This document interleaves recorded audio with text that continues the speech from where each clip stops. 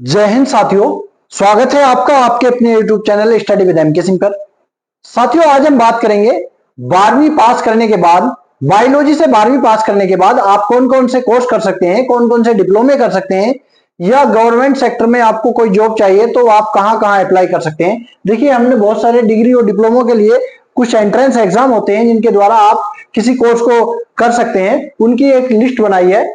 देखिए, प्रत्येक व्यक्ति को जो 12वीं पास कर दिए हैं या 12वीं में पढ़ रहे हैं, उनके सबके सपने अलग अलग होते हैं। किसी को नीट की तैयारी कर रहा होता है, कोई नीट के द्वारा मेडिकल सेक्टर में जाना चाहता है, या कोई सीयूईटी के द्वारा किसी केंद्रीय विश्वविद्यालय में एडमिशन लेना चाहता है, या कोई आईआईएसईआर आईआईटी की परीक्षा के द्वारा रिसर्च के सेक्टर में जाना चाहता है, कोई वैज्ञानिक बनना चाहता है, एनईएसटी की परीक्षा देना चाहता है, एयरलाइंस में जाना चाहता है, या एनसीटी के द्वारा कोई टीचर बनना चाहता है, या डिफेंस सेक्टर में कोई अपनी जॉब चाहता है, या गवर्नमेंट सेक्टर में कोई जॉब चाहता है। नॉर्मल स्किल है किसी के पास, तो उस स्किल के बाद आप अपना कैरियर बना सकते हैं। अगर आपके पास कोई स्किल है जिसके बारे में आप अच्छी जानकारी रखते हैं तो आप उसमें भी अपना कैरियर बना सकते हैं, या कोई डिप्लोमा सर्टिफिकेट ले सकते हैं। तो कौन सा डिप्लोमा सर्टिफिकेट ले सकते हैं?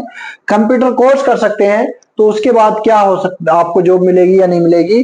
पैशन आपके पास है, अगर कोई आपको कुछ किसी खेल में रुचि है, या पेंटिंग में रुचि है, या कोई सिंगर बनना चाहता है, प्रत्येक व्यक्ति का अपना अपना अलग पैशन होता है, तो उसके बारे में भी चर्चा करेंगे। देखिए, स्टेप बाय स्टेप अभी हम शुरू करते हैं। बने रहिएगा वीडियो को लास्ट तक। यदि वीडियो आपके मतलब की है तो चैनल को सब्सक्राइब कर लीजिए और वीडियो को लाइक कर दीजिए, और अपने दोस्तों के साथ शेयर भी जरूर कर दीजिए, जिससे कि सभी दोस्तों को इसके बारे में जानकारी मिल सके। अब सबसे पहले देखते हैं नीट एग्जाम के बाद, यानी कि यदि आप नीट का एग्जाम देते हैं या मेडिकल सेक्टर में अपना कैरियर बनाना चाहते हैं तो आप कौन कौन से कोर्स कर सकते हैं। देखिए, सबसे पहले होता है एमबीबीएस। अधिकतर बच्चे इसी के लिए नीट की परीक्षा देते हैं। MBBS, bachelor of medicine and bachelor of surgery. दूसरा होता है BDS, bachelor of dental surgery.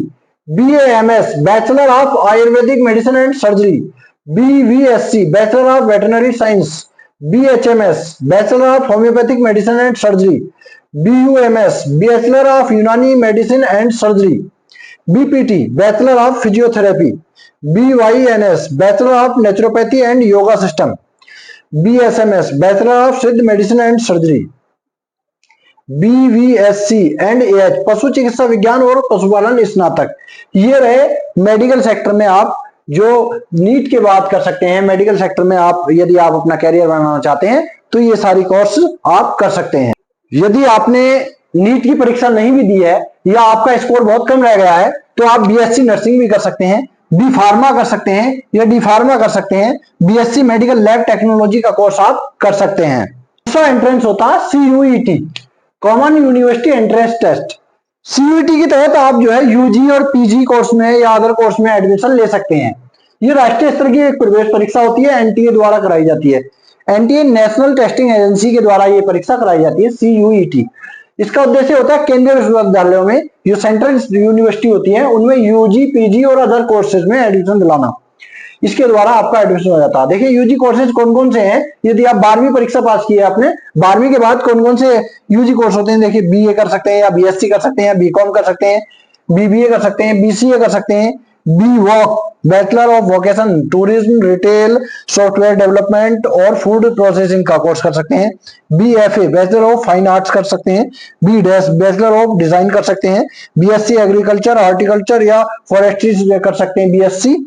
B lib ISc, यानी कि bachelor of library and information science का कोर्स आप कर सकते हैं। इसके तहत सीयूईटी के तहत, सीयूईटी प्रत्येक वर्ष कराई जाती है। इसका एंट्रेंस देने के बाद आप किसी भी सेंट्रल यूनिवर्सिटी में यूजी, पीजी या अदर कोर्सेज में एडमिशन ले सकते हैं। इसके बाद एक एंट्रेंस होता है आईआईटी। आईआईटी क्या है? आईआईएसईआर एप्टीट्यूड टेस्ट होता है। इसके द्वारा आईआईएसईआर के टॉप कॉलेज में रिसर्च की पढ़ाई करने का मौका मिलता है, आपको उसमें एडमिशन मिल जाता है। इसकी ड्यूरेशन होती है 5 साल की। बीएसएमएस डुअल डिग्री कोर्स होता है। इसमें पीजी और यूजी और पीजी यानी कि दोनों उसी कोर्स में आ जाते हैं। क्वालिफिकेशन इसके लिए 12th पीसीएम हो या पीसीबी हो, फिजिक्स केमिस्ट्री मैथ या फिजिक्स केमिस्ट्री बायो से आप 60% के साथ इंटर पास होने चाहिए।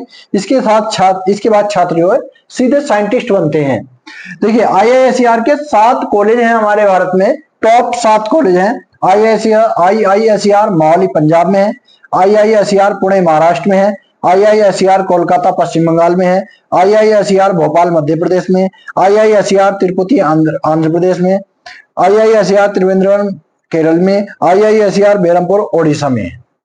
देखिए अब IISER में कौन कौन से कोर्स कराए जाते हैं, इसमें डुअल डिग्री BSMS कोर्स जो होते हैं, जिसमें बायोलॉजिकल साइंस होता है, केमिकल साइंस कर सकते हैं, physical science, mathematical science, earth and environmental science, computational science, data science आदि से कोर्स आप कर सकते हैं। देखिए एक एंट्रेंस होता है NEST, ये भी प्रतिवर्ष कराया जाता है। ये राष्ट्रीय स्तर की प्रवेश परीक्षा होती है।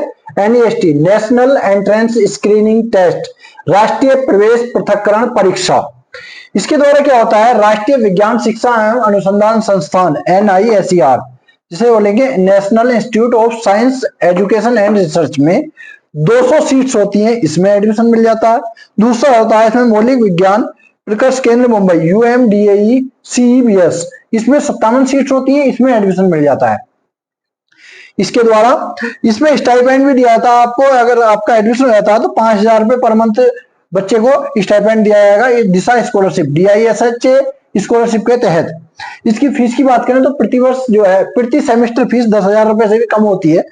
और जॉब इसमें जो है BARC Bhabha atomic research centre में जूनियर साइंटिस्ट के पद पर आपकी डायरेक्ट पोस्टिंग हो जाती है।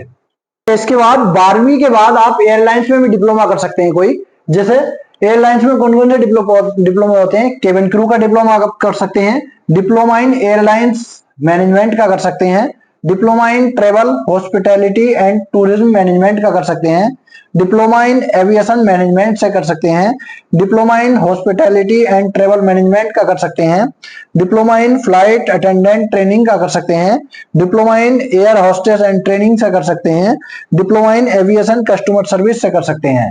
12th के बाद आप जो है एयर होस्टेस में डिग्री कोर्स भी कर सकते हैं जो 3 से 4 साल के होंगे। डिप्लोमा की बात की थी अभी हमने पहले, डिप्लोमा 1 से 2 साल तक के हो सकते हैं, 1 साल, 1.5 साल, 2 साल, 6 महीने का भी होगा कोई डिप्लोमा। अब डिग्री कोर्स की बात करें तो 3 से 4 साल तक के आप डिग्री कोर्स भी कर सकते हैं, जैसे BSc in air hostess training, bachelor of hospitality and travel management, BSc aviation में कर सकते हैं, BBA इन ट्रेवल टूरिज्म मैनेजमेंट, BBA इन टूरिज्म मैनेजमेंट से कर सकते हैं, bachelor of travel and tourism management से कर सकते हैं, डिग्री इन इंटरनेशनल एयरलाइन में आप कर सकते हैं, जो तीन कुछ डिग्रियां 3 साल की होंगी, कुछ 4 साल की होंगी। इसके बाद आपको अच्छी जॉब मिल सकती है। यदि आप टीचर बनना चाहते हैं तो 12वीं के बाद डायरेक्ट टीचर लाइन में आप जा सकते हैं। पहले 12वीं के बाद ग्रेजुएशन करना होता था, ग्रेजुएशन के बाद B.Ed या DLED वगैरह कोर्स करते थे, MA करते थे, उसके बाद टीचर बनते थे। अब यदि आप टीचर बनना चाहते हैं तो 12वीं के बाद डायरेक्ट एक एंट्रेंस होता है NCET national common entrance test. इसमें जो है 4 वर्षीय एकीकृत शिक्षक शिक्षा कार्यक्रम करवाया जाता है, जिसका नाम है ITP integrated teacher education programme. ये 4 वर्षीय एकीकृत B.Ed डिग्री कोर्स है, जिसमें जो है ग्रेजुएशन के साथ B.Ed भी शामिल हो जाता है। देखिए पहले टीचर बनने के लिए 12th के बाद ग्रेजुएशन करना पड़ता था 3 साल का, उसके बाद B.Ed 2 साल का करना होता था। इसके बाद अब कुछ यूनिवर्सिटियां, सभी को नहीं कह रहे हम, कुछ यूनिवर्सिटियां जो है NCET के तहत जो है 12वीं प्लस 4 ईयर 4 साल का इंटीग्रेटेड प्रोग्राम करवा रही हैं, जिसमें BA plus B.Ed, BSc plus B.Ed, BCom plus B.Ed ये शामिल होता है इसमें। अब बात करेंगे डिफेंस सेक्टर में। डिफेंस सेक्टर में कौन कौन से डिप्लोमे आप कर सकते हैं, कौन कौन सी जॉब निकलती है डिफेंस सेक्टर में। देखिए army, navy, air force, paramilitary forces में MNS मिलिट्री नर्सिंग सर्विस की ओनली गर्ल्स के लिए, AFMS पुणे में MBBS कोर्स करवाया जाता है paramilitary force, army, navy, air force के लिए, BSF, CRPF, CISF, ITBP, Assam rifles, SSB में पैरामेडिकल और नर्सिंग आदि के करवाए जाते हैं। बात करेंगे 12वीं बायोलॉजी से करने के बाद, 12th बायोलॉजी से करने के बाद कौन कौन से गवर्नमेंट जॉब आपको मिल सकती हैं, गवर्नमेंट सेक्टर में कौन कौन सी वैकेंसी निकलती हैं जिनमें 12वीं विज्ञान के साथ, 12वीं बायोलॉजी के साथ मांगते हैं। देखिए सबसे पहले मेडिकल पैरामेडिकल फील्ड में जॉब जो निकलती है, एएनएम जीएनएम नर्सिंग की, गवर्नमेंट हॉस्पिटल में स्टाफ नर्स की भर्ती, लैब टेक्नीशियन रेडियोग्राफर और डायग्नोस्टिक लैब हॉस्पिटल में भर्ती निकलती है। एसएससी से भर्ती निकलती है मेडिकल सेक्टर की। स्टेट लेवल हेल्थ एग्जाम होते हैं, हर स्टेट के अलग अलग होती है, किस किस पोस्ट होती है अलग अलग डिपेंड करता है स्टेट वाइज।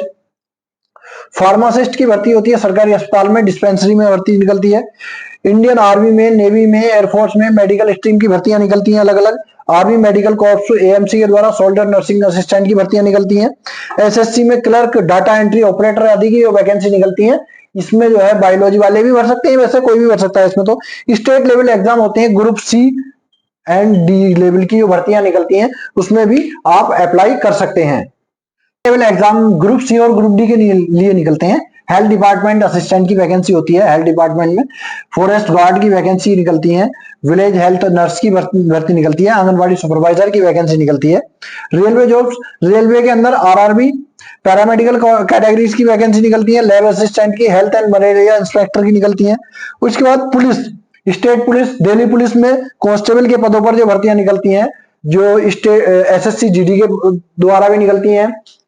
पैरामिलिट्री फोर्सेज में BSF, CRPF, CISF, SSB, ITBP, Assam rifles आदि में कांस्टेबल के पदों पर जो भर्तियां निकलती हैं हाई स्कूल पास से निकलती हैं। और स्टेट पुलिस में जो कांस्टेबल की वैकेंसी निकलती है वो 12वीं पास से निकलती है, उसमें किसी सब्जेक्ट की कोऑर्डिनेशन नहीं होती है। तो आप बायोलॉजी सेंटर के हैं तो आप भी आवेदन कर सकते हैं।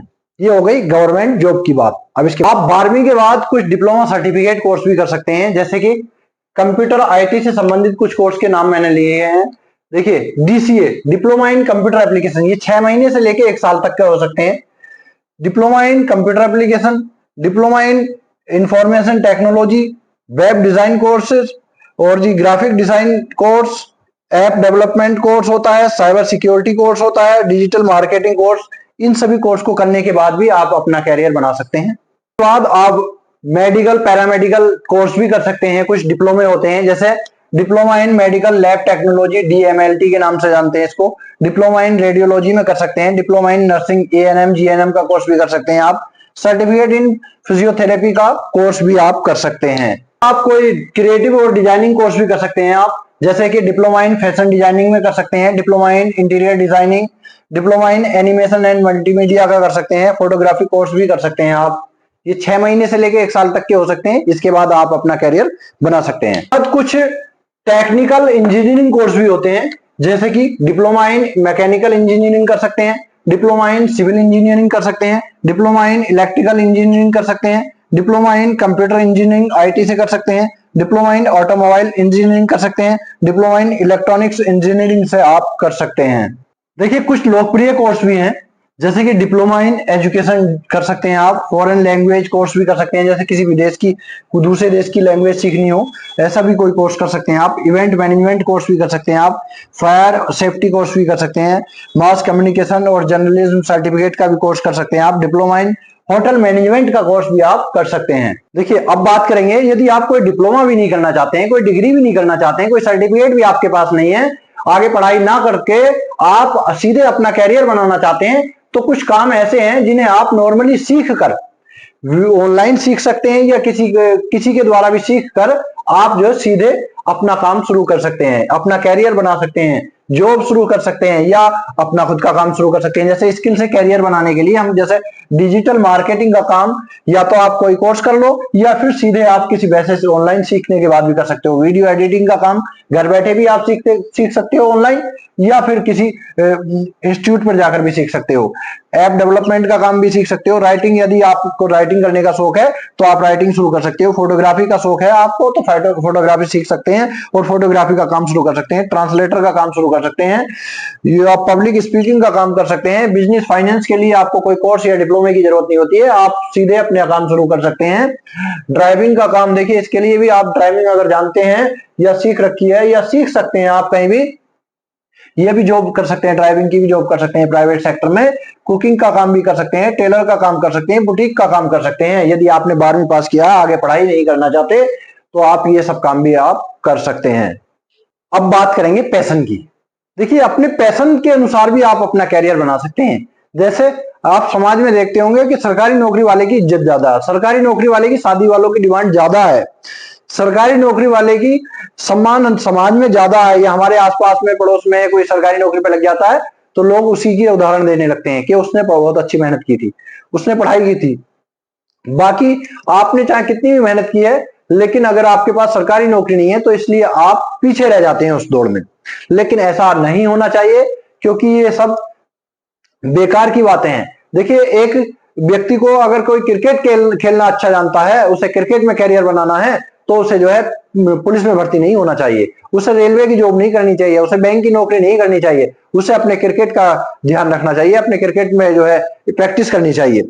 कोई व्यक्ति सिंगर बनना चाहता है तो उसको सिंगर की प्रैक्टिस करनी चाहिए, कोई डांसर बनना चाहता है उसको डांस की प्रैक्टिस करनी चाहिए। यानी कि आपके अंदर क्या है, पहले अपने अंदर की चीज को पहचानिए, अपने अंदर से क्या आवाज आ रही है। ऐसा नहीं है हम अपने कैरियर का चुनाव जो है समाज को देखते हुए करें, समाज को, रिश्तेदारों की बातों को सुनकर करें, नहीं, उससे हम जो है मार्ग से भटक सकते हैं और पूरे जीवन परेशान रह सकते हैं। यदि आप पूरे जीवन खुश रहना चाहते हैं, अपनी लाइफ को अपनी इच्छा के अनुसार जीना चाहते हैं, अपने सपनों को जीना चाहते हैं, तो आप अपने पैशन पर फोकस कीजिए। क्योंकि नौकरी या पैसे को देखकर या समाज की बातों को सुनकर आप अपने कैरियर का चुनाव कर तो लेंगे, लेकिन बाद में आपको पछतावा करना पड़ सकता है। देखिए, जैसे यदि किसी व्यक्ति को आर्ट का, ड्राइंग का, पेंटिंग का शौक है, तो उसे जो है इसी काम पर अपने पर फोकस करना चाहिए। स्केचिंग का, डांसिंग का, म्यूजिक का, सिंगिंग का, स्पोर्ट्स का, फैशन डिजाइनिंग का, ब्यूटी पार्लर का, और जी मेन सैलून खोल सकते हैं अपना, या टूरिज्म का काम कर सकते हैं, या बहुत सारे ऐसे काम हैं जो हम नौकरी ना करके या नौकरी नहीं लगी है तो भी कर सकते हैं। और यदि नौकरी ना लगने के बाद में करें तो हमारा बहुत सारा समय खराब हो जाता है। इसलिए यदि अगर हमारी रुचि किसी भी काम में है, हमें स्पोर्ट्स खेलना है, हमें कोई खिलाड़ी बनना है, या हमें कोई अपना बिजनेस करना है, तो उसे पहले से शुरू कर दीजिए। ऐसा ना हो कि पहले हम नौकरी की तैयारी करेंगे, सरकारी नौकरी की, सरकारी नौकरी नहीं लगेगी तब अपना काम करेंगे। उससे हमारा बहुत ज्यादा पैसा भी खराब हो जा सकता है और समय भी खराब हो सकता है, स्वास्थ्य भी खराब हो सकता है। इसलिए अपने पैशन पर पहले से ही फोकस करेंगे। तो यही सही बातें इस वीडियो के माध्यम से हमें करनी थी। यदि वीडियो अच्छी लगी हो, जानकारी अच्छी लगी हो, तो चैनल को सब्सक्राइब कर लीजिए।